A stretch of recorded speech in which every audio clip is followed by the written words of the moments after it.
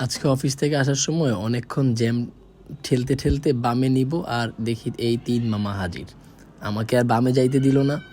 তো ওয়েট করতেছি এই বাসের জন্য, মিনি বাসের জন্য। তো এই মিনি বাস সামনে গেছে, পরে ওনার বামে নেই। আসলে ঢাকায় আপনি চলার সময় খুবই সাবধান থাকতে হবে। বামে দিয়ে ওভারটেক নেন, ডানে দিয়ে নেন। এইখানে আবার করোলা ক্রসকে আটকে রাখছে। আমার খুব পছন্দের একটা গাড়ি। জানি না কি অন্যায় করছে, আমি ডাইনে ইন্ডিকেটর দিয়ে রাখছি। এই যে দেখেন সিএনজি ওয়ালা কি করছে, আমার চাপ দিয়ে আবার ওই সিএনজিকে তো লাভ মাইরাই গেছে সে। সিএনজি রিক্সা এগুলো আসলে যাচ্ছে তো অবস্থা। আমি এইখানে জ্যামে ওয়েট করতেছি, আর আরেকজন বামে দিয়ে উঠাই দিছে ফুটপাতের উপর দিয়ে। আসলে অল্প কিছু বাইকারদের জন্য মানে সব বাইকারদের দোষ হয়। বাইকার দেখলে মানুষ গালিগালাজ করে, কারণ কি এই যে এই অভ্যাসগুলো বাজে অভ্যাস। এই ওনাকে তো আমি ডাকছি, প্রায় 3-4 বার ডাক দিছি, উনি শুনতেছে না। উনি ওনার চালানো চালিয়ে যাচ্ছে, আর সামনে কয়েকটা মেয়ে ছিল, ওই মেয়েরা হাঁটতেছে, ওই মেয়েদের পিছনে পিছনে সে চালায় যেতেছে। কারণ কি, হর্ন দিলেই তো জুতা খুলে মারবে একদম হেলমেটের ভিতরে। তো যাই হোক, ওদেরকে আসলে মানে কিভাবে যে ঠিক হবে ওরা আমি জানি না। সার্জেনও প্রচুর পরিমাণ মামলা দেয় ওদেরকে এই ফুটপাত দিয়ে চালানোর অপরাধে, কিন্তু তারপরেও থামানো যাচ্ছে না। কিছু কিছু বাইকার এটা কন্টিনিউয়াসলি করে যাচ্ছে। তাদের জন্য আসলে আমাদের অনেক বেশি বদনাম হয়। বাইকারদের একমাত্র পছন্দ করে না কেন মানুষ জানেন?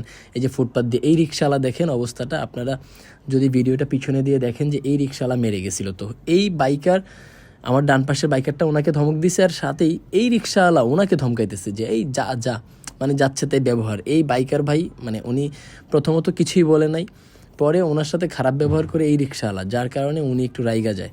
তবে ওনার রাগাটা স্বাভাবিক ছিল, কিন্তু আমি কারো এখানে পক্ষ নেই। কারণ হচ্ছে এখানে যদি আমি পক্ষ নেই তাহলে মারামারি হয়ে যাবে। উনি খুবই ক্ষিপ্ত হয়ে গেছিলো, ভদ্র মানুষ, ওনাকে চেতাই দিচ্ছে। থাকে না কিছু, দেখবেন কিছু আমাদের সমাজে মানুষ আছে, অন্য একজন মানুষকে রাগাই দিয়া সে ভিডিও করে, পরে বলে কি দেখেন আমি কিছুই করি নাই, এই যে দেখছেন ভিডিওতে দেখেন উনি আমাকে মারতে আসছে, এই করতে আসছে, ও করতে আসছে। তো যাই হোক, এখানে আর বেশিক্ষণ দাঁড়াই নেই আমি। আর দেখেন এই যে বাম থেকে ডান পুরোটা রিক্সা একদম ভরা।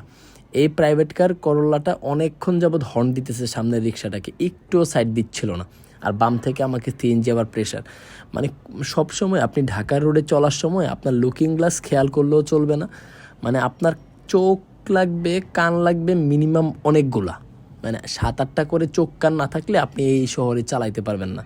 মানে এত বাজে অবস্থা। আর খুব কম গাড়ি আছে যেগুলো মনে করেন ঘষা মাজা খাওয়া না।